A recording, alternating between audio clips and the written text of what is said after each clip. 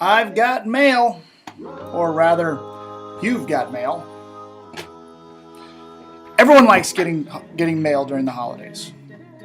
I've had the pleasure of writing our family's annual holiday letter, updating family and friends on what's going on in the life of my wife, my kids, and me. The result of this annual tradition, in addition to all the increasing amount of online Christmas present purchases, is a crazy busy time of the year for the USPS, as well as other delivery services.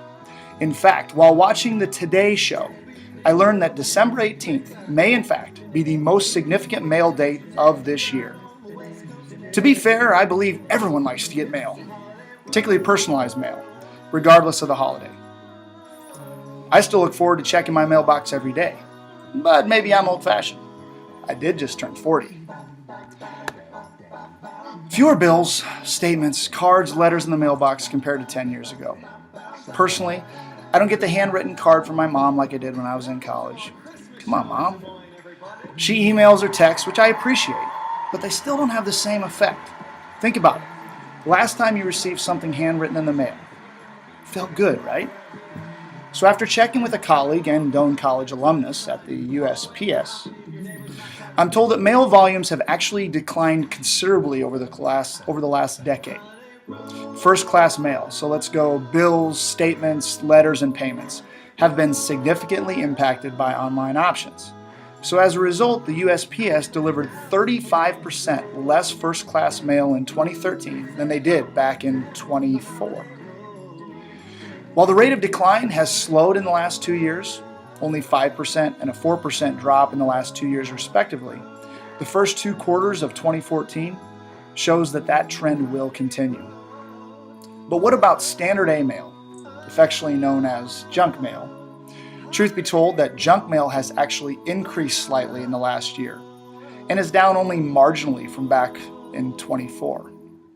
Bottom line, less mail in the mailbox with first class means what's in the mailbox may very well get more attention by comparison to 10 years ago. So 2 quick thoughts on this. First, with less mail, it's understandable that businesses are working more strategically with junk mail to gain more presence in front of customers, to get noticed in the mailbox.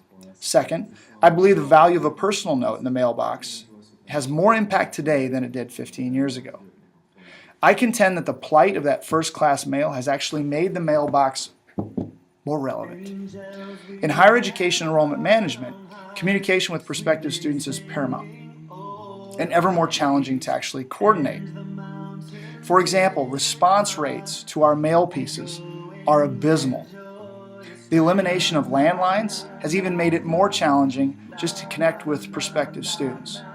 So rather than wait for students to tell us they're interested, colleges are using predictive models to determine who we need to target with our communication plans. And ultimately, we create then a communication flow that hits prospective students' mailboxes on a regular basis, even when the student hasn't even told us that they're interested. We simply can't wait for the student to respond. Beyond general propaganda mail, however, I'm also determined to create a mailbox presence for prospective students that connect with them personally. So we all know it's true that printing companies can more easily print variable data on brochures and postcards to give that impression of personalization. And I do think this works. It has an effect. But it still doesn't replace the value of a handwritten, self-addressed envelope that contains something more personal inside. So make no mistake, this isn't easy to coordinate and takes time and energy. However, admissions counselors at Doane must make that connection with prospective students. It requires them to think beyond the quick phone call or even the Facebook message or email. Speaking of, how about email? Studies have actually shown that prospective students prefer to receive college information via email. As a result, we push emails out to prospective students regularly, so much so that people question if it's too much. I mean, do people really care that much about junk emails? So much so that it frustrates them? Can you actually send too much email? Mass email is very easy and very inexpensive at times to use. Unfortunately, some enrollment professionals struggle to invest the time and energy to really think through that email campaign strategy. This isn't an indictment on those individuals. It's rather a reality of our resources. I know we're guilty of this at times for sure. So a discussion I hear in my office often related to the volume of emails that we send to prospective students. I hear people contend, we're turning them off with so many emails. Really? You mean to tell me they're not choosing us because of how many emails we send? I think it's an easy excuse for a person, but not the reason they're not coming to Doane College. I simply think it's unfortunate for a business or a college to fear sending too many emails. Now that said, it is important to have a balance, purpose and volume. People can easily opt out of email campaigns, or they can simply ignore them. I get an email a day from Kohl's, oftentimes 2 or 3. I mean, I love Kohl's. I'm an MVP. But it doesn't bother me because I know it's there if I'm interested. In fact, it takes more energy for me to opt out or send a nasty gram for them to stop, as opposed to just ignoring them. Let's be clear, however, quality and quantity are two different issues. I'm in favor of significant volume of emails, but there has to be a strategy and a vetted message to these emails. They do represent your brand. So college enrollment professionals lament over different strategies to engage with high school students during the college search process. We utilize all modes of communication in what sometimes seem like a lost cause. Does our email get opened? Does our mail get opened? How do we know if they didn't respond to the tear-off card or go online with that customized URL that they actually got the mail? Are they receiving our email campaigns? See, we create these landing pages. We review open rates, click-through rates, all in hopes of validating our efforts. We look at Google reports to see who lands on what pages when. Today, we can't obtain as many valid phone numbers because there's just fewer landlines. We pay exceptional amounts of money to firms to help us manage the communication flow to prospective students, which includes a select number of mail pieces, email campaigns, phone calls. We consider the message, the look, the timing, the volume of the touches, all in hopes that the student engages. There is no silver bullet. We've said that before.